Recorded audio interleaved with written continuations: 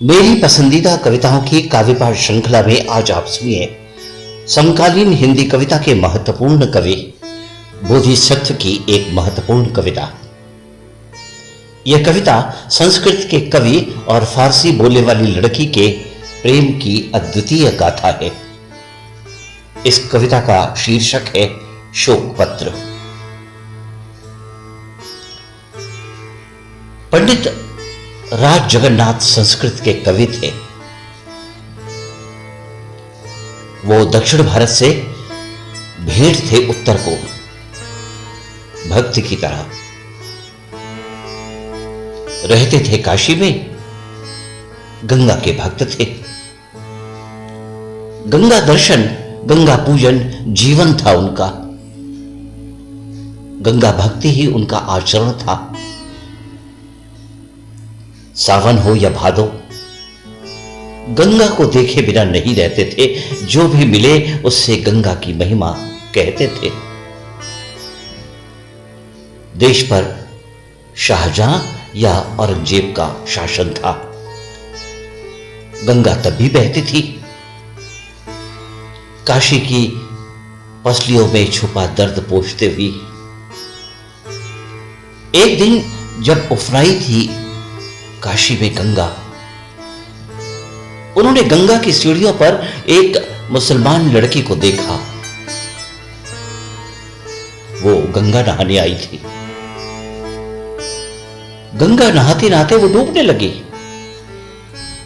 उसने बचाव के लिए पुकारा फारसी में।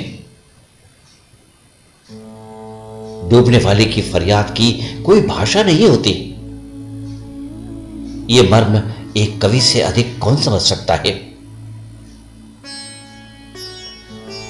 अपनी गंगा की स्तुति छोड़कर जगन्नाथ कूद गए प्रवाह। डूबने वाले की फरियाद की कोई भाषा नहीं होती। यह मर्म एक कवि से अधिक कौन समझ सकता था। अपनी गंगा की स्तुति छोड़कर जगन्नाथ कूद गए प्रवाह में। उन्होंने उस लड़की को गंगा में बह जाने से बचाया और किनारे ले आए। फारसी और संस्कृत का एक मेल आरंभ हुआ गंगा की साक्षी में। लड़की ने शुक्रिया कहा तो उन्हें ध्यान आया कि उन्होंने एक यवन लड़की को डूबने से बचाया है। बचाओ की करुण पुकार में जगन्नाथ भूल गए कि एक मुसलमान लड़की डूब रही थी जिसे वो बचा चुके हैं, और लड़की जीवन पाकर जा चुकी है। गंगा बहती रही। जगन्नाथ अशुद्ध हो गए थे एक यवनी को छूकर। उन्होंने खुद को शुद्ध करने के लिए प्रायश्चित किया। गंगा नहाए, यज्ञ किया, पर शुक्रिया की आवाज भूल न पाए। अगले दिन वो अनाम यवनी उन्हें फिर मिली और फिर अदा किया शुक्रिया। किंतु आज वो बिना नहाए चली गई। जगन्नाथ उसे बिना नहाए जाते देखते रहे। ऐसा ही चला कुछ दिन। कभी लहर तारा, कभी मणिकर्णिका, कभी दशाश्वमेध। काशी की गलियों में, काशी के घाटों पर मिलती रही वो यवन लड़की संस्कृत कवि जगन्नाथ को। लड़की को पता चला कि उसके कारण अपवित्र हो गए हैं जगन्नाथ, तो उसने माफी मांगी उनसे और बोली, अब आपकी गंगा में न नहाऊंगी, गंगा की सीढ़ियों पर भी नहाऊंगी। गंगा मैया भी कहीं अपवित्र ना हो जाए मुझे छूकर। माफी मांग लूंगी देवी गंगा से, अनजाने में उनमें नहाने में जो उतर गई थी उस दिन। उसके बाद वो यवन लड़की नहीं दिखी पंडित जगन्नाथ को। किंतु जगन्नाथ को कुछ भी नहीं भूल रहा था उस लड़की का, उसका डूबना, उसका बचाव के लिए पुकारना, उसका गंगा को त्याग कर चला जाना, फिर गंगा नहाने भी ना आना। जगन्नाथ भूल गए सारे छंद, जगन्नाथ भूल गए सारा व्याकरण, सारे रस। स्मृति में बह रही थी वो यवन लड़की। एक दिन वो जा पहुंची उसके घर तक और उसे अपना मानकर साथ चलने को कहा। लड़की नहीं चाहती थी जगन्नाथ को नष्ट करना, वो उनके साथ जाने को तैयार न थी, किंतु हठ से हार गई उनके। जो प्रेम हठ नहीं करता वो बच नहीं सकता। आगे इतना ही हुआ कि यवनी से हुए प्रेम ने जगन्नाथ को नहीं रहने दिया हिंदू। वो त्याज्य हो गए। उनकी कविता अब एक दूषित हिंदू की कविता थी। उनके श्लोक अब अपवित्र हो गए थे, क्योंकि वो एक यवनी से एकमेक हो गए थे। उनको प्रेम करने से उनके युग के बादशाह ने नहीं, काशी के लोगों ने रोका।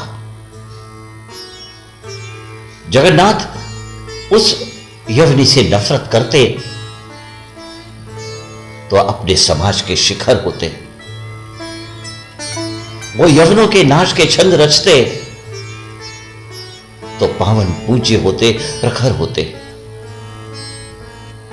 वो तो यवनी को गंगा मान बैठे थे और उनको उनके प्रेम का प्रसाद मिला जीवित मरण।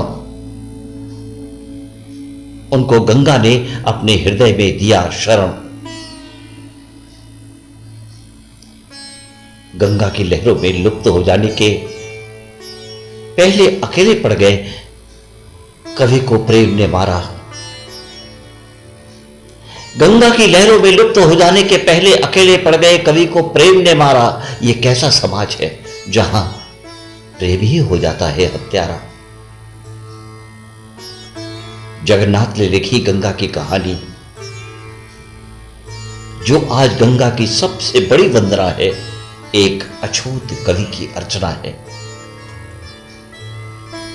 काशी में गंगा हार गई, काशी में संस्कृत हार गई, काशी में कवि हार गया, काशी में प्रेम हार गया। काशी में गंगाधर मौन रह गए, कवि के प्रेम की रक्षा न कर पाए वो भी। काशी के कोतवाल सारी भैरव मूक हो गए, काशी में गंगा चूक गई। कवि के साथ काशी नहीं खड़ी हुई, प्रेमी के साथ काशी खड़ी नहीं हुई। नफरत करने की रीत वाले प्रबल थे काशी में। प्रेम में डूबे कवि को डूबकर मरना पड़ा, जबकि डूबना था काशी को।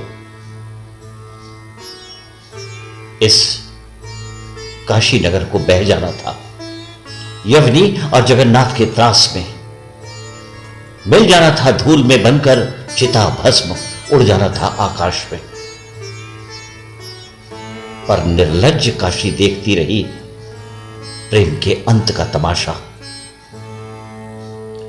जगन्नाथ को शरण मिली कृष्ण के वृंदावन में, वहां मरण हुआ उनके शरीर का सूनेपन में, जैसे कृष्ण एकाकी मरे प्रभास में। जगन्नाथ के बहिष्कार को शुद्धि और उनके अपमान मरण को मोक्ष कहते हैं काशी के पावन पंडे। जगन्नाथ का प्रेम उनके लिए अपावन था, इसलिए काशी में जगन्नाथ की न कोई पूछ थी, न कहीं आवन जावन था। काशी में प्रेम करना निषिद्ध था, जबकि शिव गंगा का प्रेम विश्व प्रसिद्ध था। उसी काशी में गंगा एक यवनी और अपने एक भक्त कवि को पवित्र न कर पाई। शिवप्रिया गंगा अपने भक्त जगन्नाथ को काशी में न बसा पाई। कामना आई काशी में शिव की प्रभुताई। फिर काशी में किसकी दी जाए दुहाई।